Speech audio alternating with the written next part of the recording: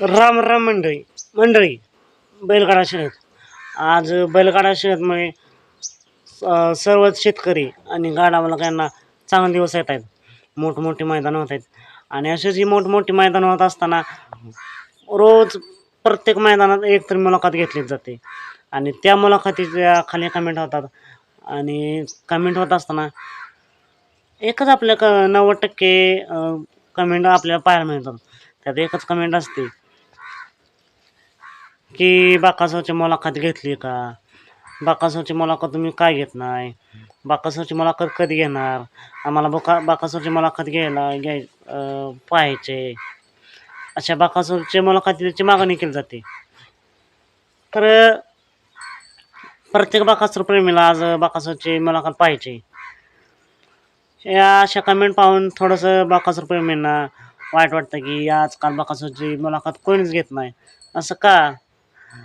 तर मित्रांनो, आज बाकासूरची मुलाखत काय घेत नाही तर जर तुम्ही यूट्यूब उघडला आणि फक्त बाकासूर सर्च केलं ना तर बाकासूरचे एवढ्या मुलाखती आपल्याला पाहायला मिळतील, एवढ्या मुलाखती पाहायला मिळतील की जर तुम्ही दिवसभर बघत असला, दिवसाचा 1.5 GB जरी संपला तरी मुलाखती संपणार नाही, एवढ्या मुलाखती आहेत. बाकासूर बैलगाडा क्षेत्रात आला तेव्हापासून ते बाकासूर साहेब कसा झाला, साहेब कधी झाला, इथपर्यंत संपूर्ण बाकासूर प्रेमींना नव्हे तर महाराष्ट्रात सगळं संपूर्ण जगभराला माहिती. त्यानंतर बाकासूरने पहिलं मैदान केव्हा खेळलं, त्या मैदानात पायरा कोण होता, तिथपासून ते बाकासूर दशमिंद केसरी कसा झाला, कोणत्या मैदानात झाला, कधी झाला, इथपर्यंत संपूर्ण महाराष्ट्रालाच नव्हे तर संपूर्ण जगभराला माहिती. असा बाकासूरची संपूर्ण माहिती म्हणजे जवळजवळ सर्वांनाच माहिती. एवढ्या बाकासूरच्या मुलाखती आज पाहायला मिळतात.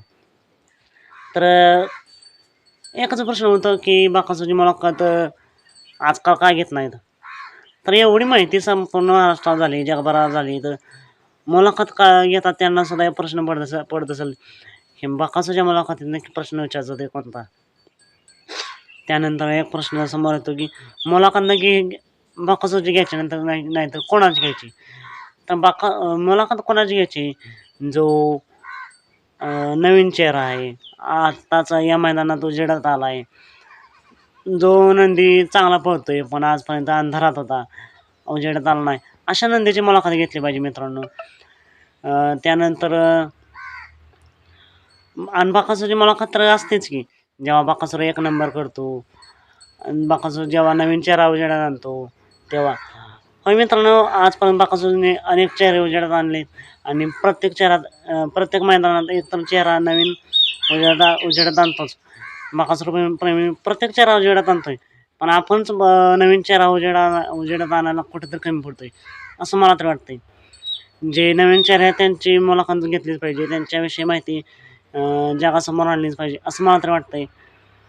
यावर तुमचं मत काय आहे? बाकासूरची मुलाखत प्रत्येक मैदानात रोज नवीन मुलाखत घेतली पाहिजे का नवीन चेहरे उजेडात आणले पाहिजेत? जो पळतोय पण अंधारात आहे अशा नंदीला उजेडात आणलं पाहिजे, हे कमेंट करून नक्की सांगा. चालत मग भेटूया पुन्हा एकदा एका नवीन अपडेट्स भन्नाट अशा नवीन व्हिडिओमध्ये.